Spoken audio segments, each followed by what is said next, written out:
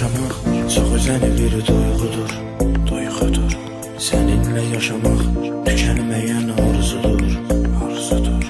Ruhumuz doyar, bizi tek bu korkudur, korkudur. Çok sevenler niye bir gün ayrılır, ayrılır. Gözler yumulur, ellerimiz sarılır, sarılır. Sanki bir tilsimler kırılır, kırılır.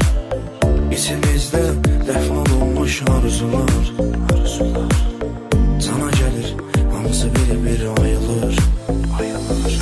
Sayende senin yüzüm gülür her gün, her gün. Sayende senin gözüm gülür her gün, her gün. Kesilinler, hara baxıram sensen, sensen.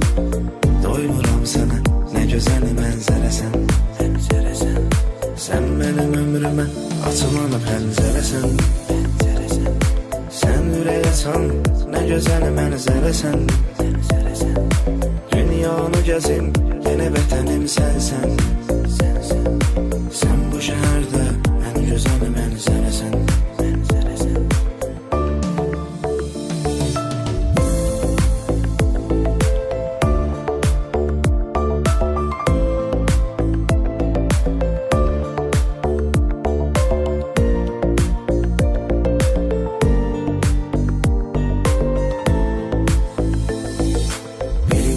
Sen bizi kıskanan herkesi, herkesi.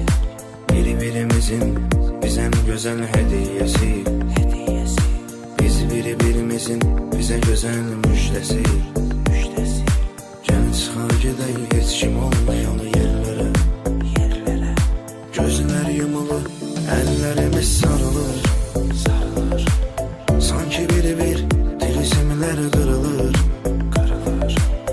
İçimizde dəfn olunmuş arzular, arzular. Sana gelir, hamısı bir ayılır, ayılır. Sayende senin yüzüm gülür her gün, her gün.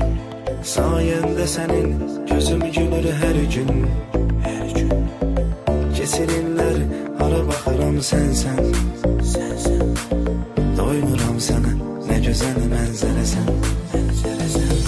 Sen benim ömrüme açılan pəncərəsən, pəncərəsən. Sen ürək açan, ne güzel mənzərəsən, mənzərəsən. Dünyanı gəzim, yine vətənim sensən,